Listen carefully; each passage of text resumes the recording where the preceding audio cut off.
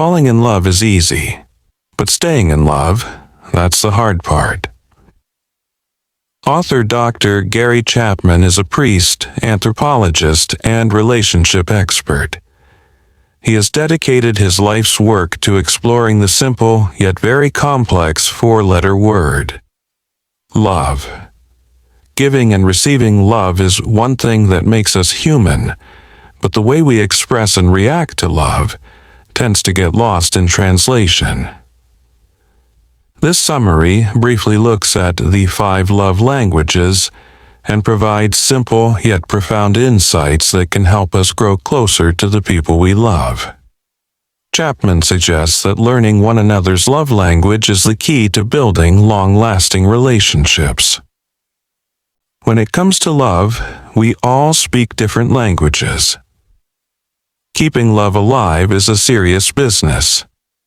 When it's in jeopardy, we go to therapy, couples counseling, or maybe even turn to the internet for advice on how to rekindle the spark. The problem is that it's difficult to resolve issues when partners don't understand each other. So Chapman suggests going back to the basics. This approach means looking at language, which forms the basis of connection. We all grow up speaking a primary language. Later on in life, we may learn a new language, which can take an enormous effort. However, as with all things, practice makes perfect, and the more you speak a particular language, the easier it becomes. The difficulty arises when we speak a specific language and encounter someone who speaks another. Communication will be limited, so to understand each other, we may try to point, grunt, draw, or even act out our ideas. So, communication can occur, but it'll likely appear awkward and unnatural. Ultimately, for effective communication, we need to learn each other's language. Love is no different. Your own emotional love language and your partner's language may be as different as Chinese is from English. And the bottom line is that if we wish to have reciprocated and loving relationships, then we need to learn our partner's love language. The trouble is that the notion of love is a linguistic and semantic minefield.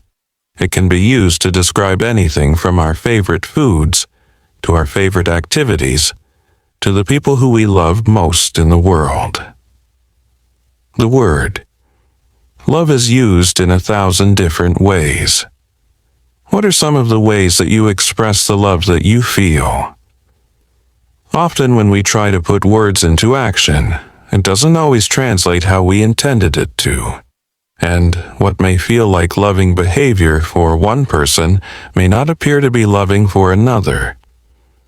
How often do you hear parents who overindulge their children, referring to this behavior in terms of love? A family therapist might argue that this is just irresponsible parenting. Furthermore, love may also be used to justify and deny a partner's problematic behavior, such as excessive drinking, for example. Outsiders may see this act of turning a blind eye, not as love, but as enabling an unhealthy behavior. We can't eliminate the confusing nuances of love, but we can learn how to understand the different kinds of love. These different kinds of love are essential to us and to those around us. Emotional well-being is linked to how we're loved, and the psychiatrist Ross Campbell argues that children have an emotional tank that needs to be filled with love, and this need is something that follows us into adulthood. Love is a universal human need. On a scale of 0 to 10, how full is your love tank? What made you think of that number? Having a full love tank helps us to feel intimately connected and safe enough to discuss differences and resolve conflicts. A full love tank also requires us to connect more deeply with our real needs and those of our partner. And the problem is, many of us have unrealistic expectations of love because of how it has been mythologized. Falling in love and being truly loved are two very different concepts. The honeymoon period doesn't last forever. Romantic love and those tingly warm feelings that you experience in the early part of a relationship are unsustainable, and that's okay. Society feeds us faulty information when it comes to how love should feel. We tell ourselves that if we're really in love, then this feeling will last forever. However, the longevity of the in-love experience is completely fictional and unsustainable. Psychologist Dr. Dorothy Tenoff has studied the in-love phenomenon extensively. She concludes that the average lifespan of a romantic obsession is 2 years. Eventually, she says, we descend from the clouds and plant our feet firmly on earth again. Our eyes are opened, and we see the warts of the other person. It's at this stage that interactions might start to change from, "Where should we have dinner tonight?" to "Why didn't you get the milk?" It's at this point that we may question why we said yes to the proposal of marriage. We wonder if we should resign ourselves to this reality or jump ship and try again. But keep in mind that the divorce rate for second marriages is higher than that of first marriages. And what's more, the divorce rate for third marriages is higher still. This means that the chances of a happier marriage the second or third time around diminishes significantly. It's not all doom and gloom, though, and long-lasting love can be cultivated. The key is to honor your own emotional needs and do the same for your partner's. Learning the 5 love languages can help with this. The 5 love languages: words of affirmation, quality time, receiving gifts, acts of service, and physical touch. While each of the languages is important, most of us tend to have one primary type of love language. Do you like hearing compliments or meaningful affirmations? And are you the type of person who gets very upset by insults? If you answered yes, then words of affirmation is probably your love language. If this sounds like something your partner would say yes to, then you need to make sure that you give them genuine compliments and tell them you appreciate them often. Are you the type of person who values full and undivided attention above all else? If so, then quality time is your primary love language. One-on-one time with 0 distractions is what makes this type of person feel most loved. Canceled or postponed dates and failure to listen are especially harmful to people who value the importance of quality time. So, if this is your partner's love language, then learn to listen deeply and make an effort to give them your undivided attention as often as you can. Check in with them and see what they would like to do with you. Don't just assume what they'd like, ask them, and then schedule a time for this. How do you feel about the giving and receiving of gifts and celebrating birthdays and special occasions? Giving and receiving gifts is an act of love that's often misunderstood.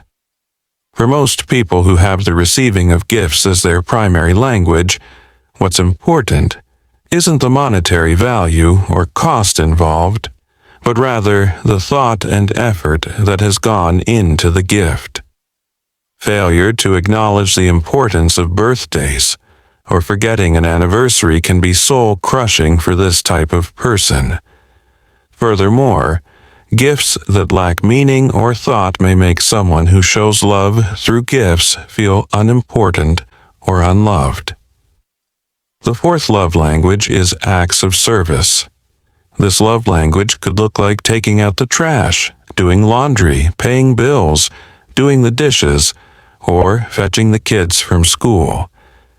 Any acts that ease the burden of responsibilities of everyday life characterize this kind of love. People who value acts of service appreciate the small things, and breaking commitments, shirking responsibility, or laziness can make this type of person feel taken for granted and undervalued. Finally, there's physical touch. Physical touch isn't just about sex. It's hugs, cuddling, holding hands, and gentle gestures. If these things are most important to you, then physical touch is probably your love language.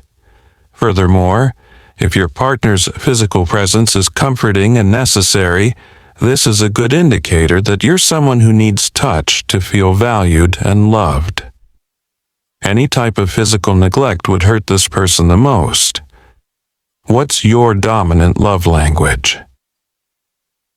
While all of the love languages are important, which one resonates most profoundly with you? Understanding how you try to show love, or what you value and appreciate most from your partner, may help you to determine your love language. Alternatively, you could try to think about some of the ways you've been made to feel loved in the past. The secret is that once you know your love language, then you'll be able to communicate with your partner and find out what makes them feel valued and cared for. Maybe they have the same love language as you, or maybe you need to learn how to speak their language. To dive into more depth on this topic, you could take the quiz on Dr. Chapman's website, 5lovelanguages.com. In conclusion, love manifests in a number of ways, and Dr. Chapman argues that true love cannot begin until the in-love experience has run its course. Healthy relationships occur when both partners feel that their needs are being met. Ultimately, true love is an ongoing choice that needs to be made to make your partner feel secure, loved, and confident. So, learn love language that your partner speaks, listen to them, and acknowledge what they value most. Because remember, at the heart of any relationship is the desire to give love and to be loved in return.